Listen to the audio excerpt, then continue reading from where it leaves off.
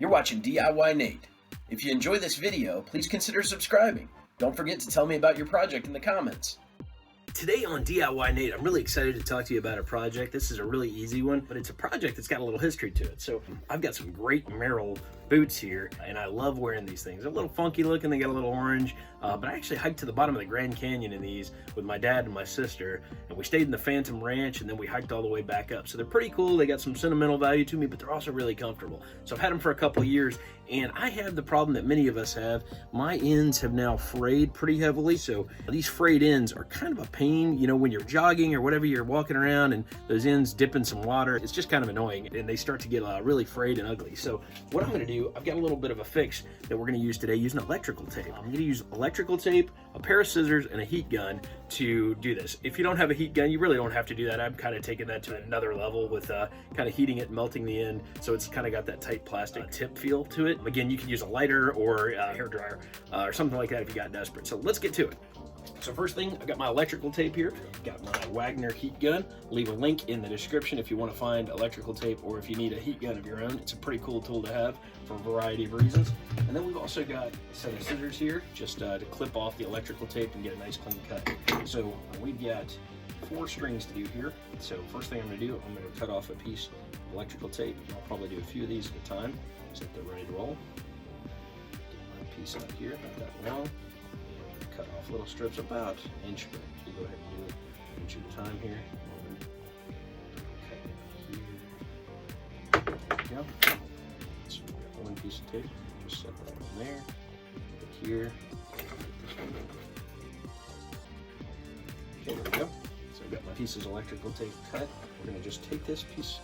Got this right here. The frayed end. All we're doing is we're taking this electrical tape and we're going to run it right up on the edge here.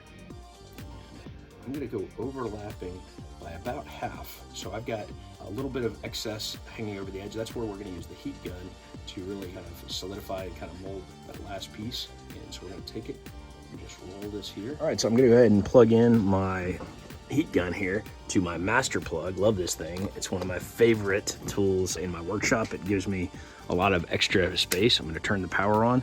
So now my heat gun is ready to roll. Let's do this.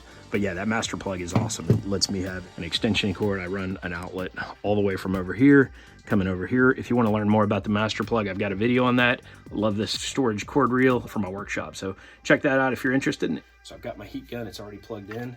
And I'm going to go with the low setting instead of the high. And we're just going to let that run there. And you can start to see the plastic will kind of melt. And I've got a little nail that I'm going to use as well. And there it goes. It's melting in. And I'm just shooting it toward the top where there's no string behind it.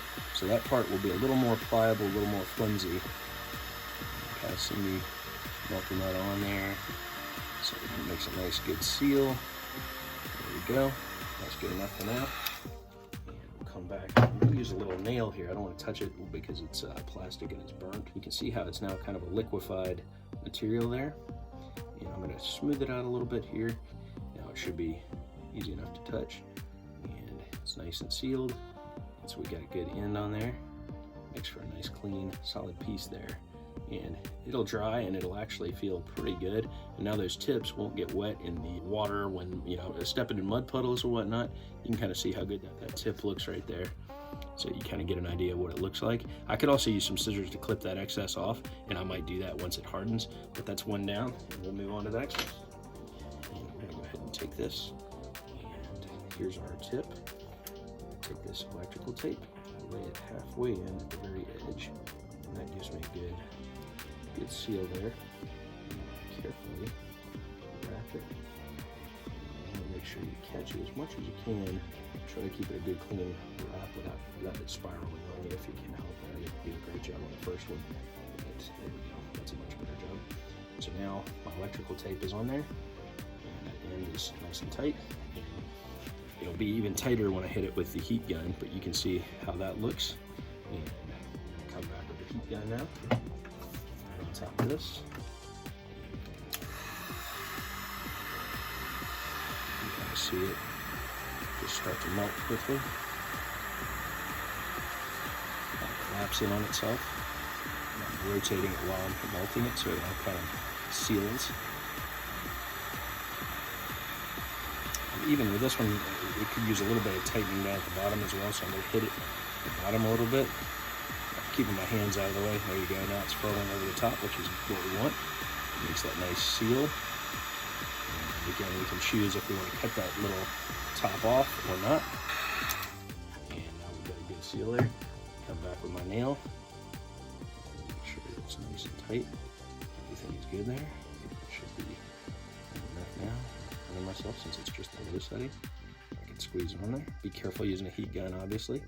So now that tip is nice and coated with electrical tape, and you can see that makes a nice little end on it there, and it's not going anywhere. So that feels pretty good. And here's our final shot of our shoes. You can see those ends looking pretty good right there, and they will hold the test of time. Wagner gun right there, the electrical tape and the scissors, so pretty cool.